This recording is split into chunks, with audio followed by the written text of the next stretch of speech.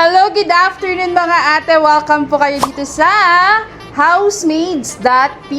Yes, nandito po tayo para magbigay po ng reward sa ating mga ate na nakatapos po ng kontrata. Yes, makakasama po natin si Ate Annalyn, Ate Mary Jane, at si Ate Helen. Yes, sila po ay nakatapos ng kontrata.